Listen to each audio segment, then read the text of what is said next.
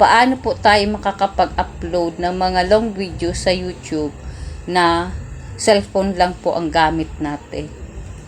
Yung mga long videos po katulad ng mga videos na 5 minutes above, paano po natin ipopost sa YouTube? Dadaan po tayo sa Google Chrome. Pipindutin po natin ang Google Chrome. Tapos i-search po natin ang YouTube Creator Studio. Meron na pong lumabas dahil palagi ko pong ginagamit. Dapat po ay naka-desktop site. Yung tatlong tuldok po, ipipindutin po ninyo. Tapos, dapat naka-desktop site. Dapat naka-check po siya. Naka-desktop site na po ako. Tapos, magla-login po tayo.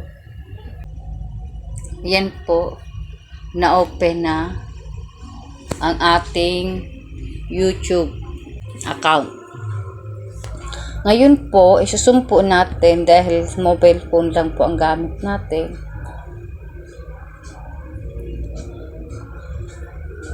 Dito po sa taas, yung may word na create, tapos may plus sign, click po natin. Tapos itong upload videos. Ikipalakin pa po natin, isumpo po natin para makita. Sa gilid po to, yung create, yung word na create plus yung may plus sign, yung kulay pula. Pag click nyo po yan, ito po ang lalabas. Halimbawa ito. Ito po ang lumabas, upload videos, yung may arrow po pataas. Click po lang natin. Palitin po natin. May makita po kayo dito, select files. Pipindutin po natin. After po maklik yung upload videos, may makikita po kayong select files. Then, i-click po, may lumabas po dito yung tatlong mga yung camera din files. I-click po natin yung select files. I-click po natin yung files. Then, dito po sa taas, may album po, albums. Click po natin ang albums. Tapos, mapupunta po tayo sa ating gallery. Then, yung videos. Hanapin na po natin yung videos na gusto nating i-post. Halimbawa, ito po sa akin.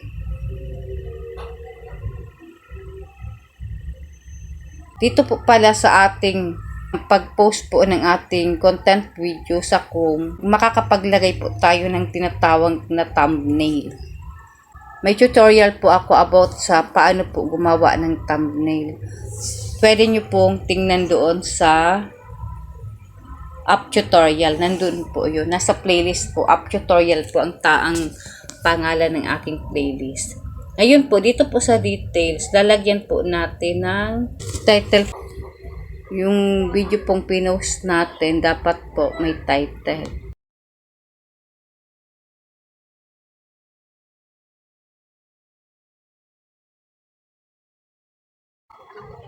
Dito po sa details, mapapansin nyo po, mayroon po tayong 100 characters.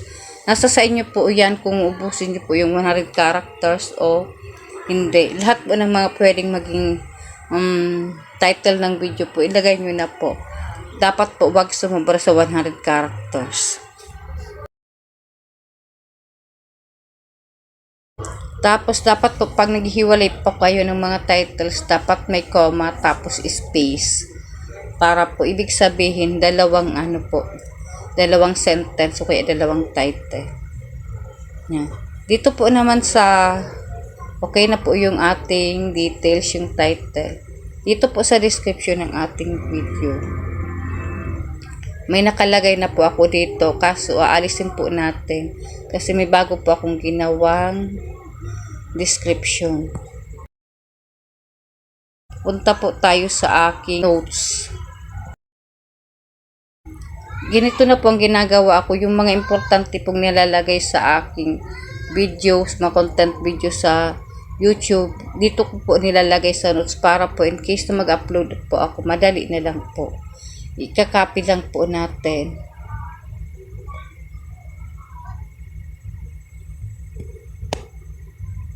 copy.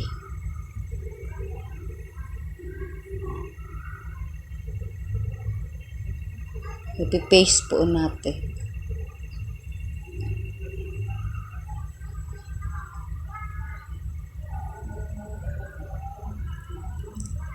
Ganyan po. Nakalagay na po siya. Dito po sa description, meron po tayong 5,000 characters po. Ngayon po, para po mapunan ko po kung ang 5,000 characters na yan, may mga keywords po akong nilalagay, additional po, para po maging searchable po ang aking videos. Yung keywords ko po ay nandun din po sa notes. May tutorial po ako about sa kung paano po makakuha ng mga keywords. Nasa app tutorial din po. Sana po panoorin nyo.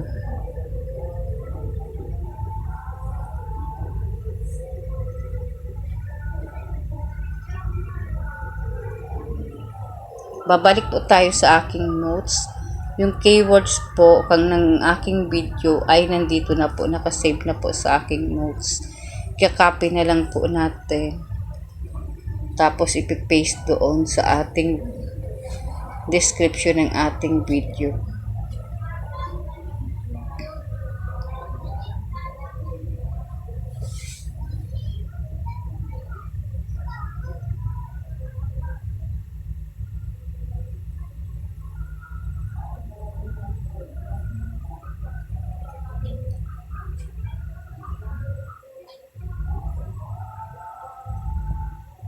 Pipaste po natin dito. Yan po. Nakapaste na po siya. Kapag nagpula po itong guhit na to, ibig sabihin po, sumobra po tayo sa 5,000 characters. Kaya po, babawasan po natin ang ating description. Bale, yung kinapi-paste po natin na dalawa po galing sa notes ay nagtotal po siya ng 7,781 characters. Dapat po hindi po siya sumubra. Dapat naka-blue lang po yung kulay red. Ngayon po babawasan natin para po magkulay blue siya. Yung tamang-tama lang po sa 5,000 characters.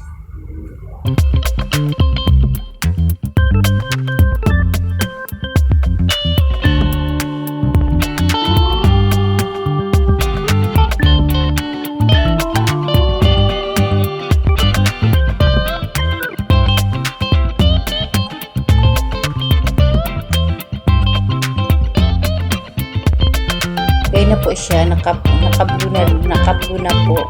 Ibig sabihin, less than 5,000 characters na po ang ating na-upload. Check po natin.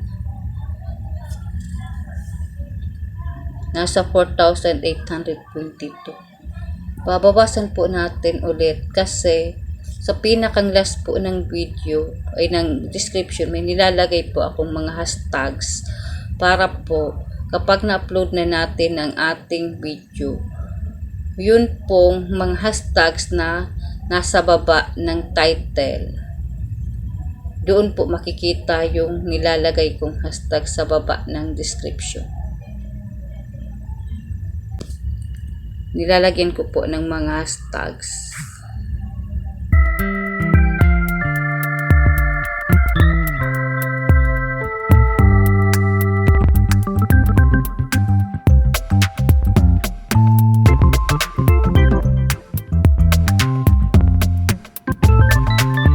Kahit ilan pong hashtags, pero dapat po hindi po lalampas ng mga 10. Ako po konti lang po nilalagay ko.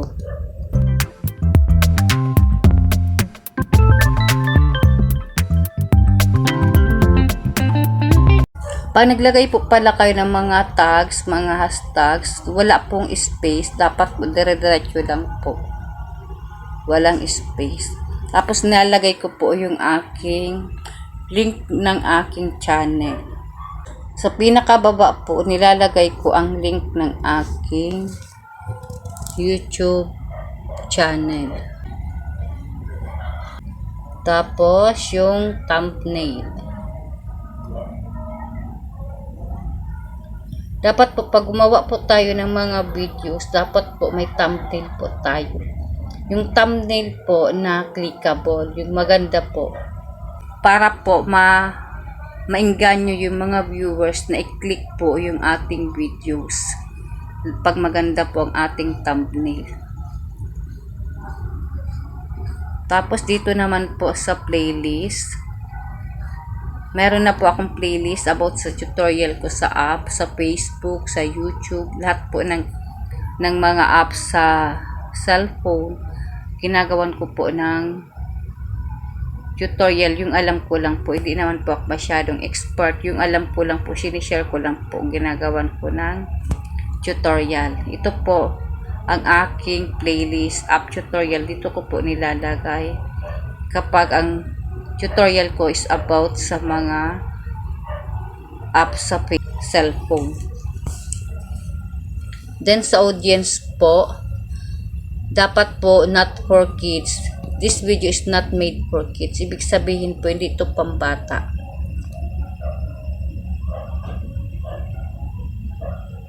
Tapos paid promotion, wala po akong paid promotion dito. Then dito po sa tags, maglalagay po tayo ng mga tags. Nakakatulong din po itong tags na to para po maging searchable ang ating videos, mga content videos sa YouTube. Dapat po yung mga tags ay related po sa video yung pinost natin.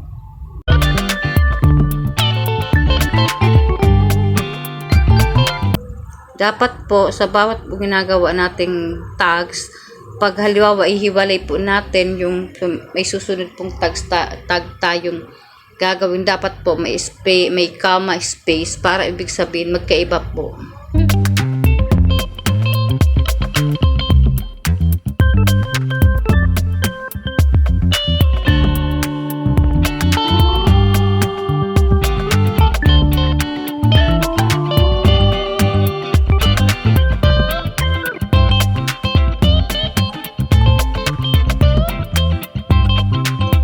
Dito po sa tags, meron po tayong 500 characters. Ako po minsan di ko na po inuubos kasi minsan di na po nakakapag-isip ko ano pang mga tags na nilalagay ko. Pero kapag marami akong tags na naisip, yun po nilalagay ko po.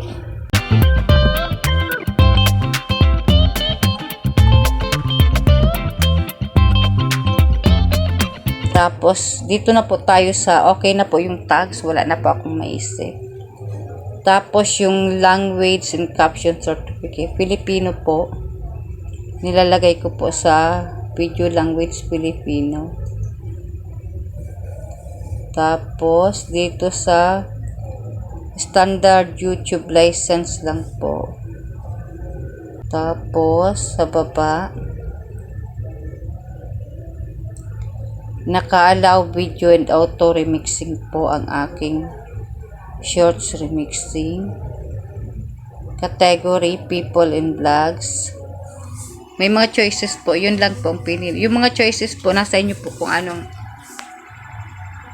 about saan yung mga videos nyo. Tapos dito po sa comments and ratings, naka-on po yung aking hold potential in appropriate comments for review. Yan po, naka-hold po siya. Then show how many viewers like this video. Naka-show po siya. Clinic ko lang po siya. Then dito po sa baba, yung kulay blue, pindutin po natin yung next. Tapos ito, maglalagay po tayo ng wala po akong subtitles. Hindi pa po ako nakapag-try gumawa ng subtitles. Yung video ko na may subtitles, hindi pa po ako nakapag-try. Dito po sa add and end screen, pipindutin ko po yung add. Pindutin po natin yung add. Tayin po nating mag-loading. Ang end screen po ay yung mga videos po. Ganito po, nakalagay po siya sa outro video. Pipili po tayo ng gusto nating maging end screen. Ito po sa akin. Yung may isang video, isang playlist at isang subscriber. Yan, para po pag clinic po to ng subscriber, ibig sabihin makakapag-subscribe siya. Tapos ito po na video best for viewers, i-click po natin. Tapos sa katabi po nito, choose a specific video, select from your videos. Ito po ang aking kiniklik para yung sa end screen po, video ko po ulit ang lalabas.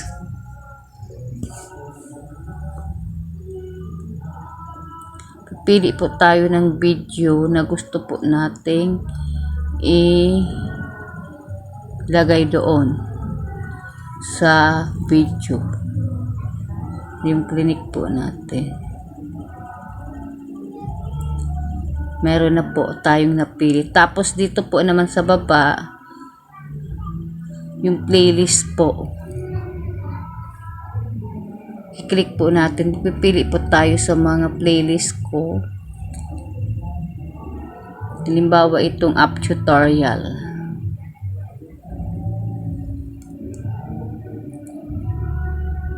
Tapos isi-save na po natin.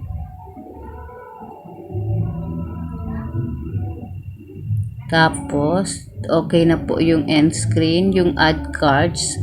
Yung add cards po, yung mga cards po ay yung mga nasa gilid po sa taas ng video. Playlist po ulit ang pipiliin natin. Depende po sa inyo kung anong ilalagay nyo. Basta ako po, kung ano po, basta po yung video ko, sarili ko pong video para po magkaroon ako ng mga views. Halimbawa itong DIY making. Tapos save. Tapos sa taas po, kaya dito sa baba may makita tayong next.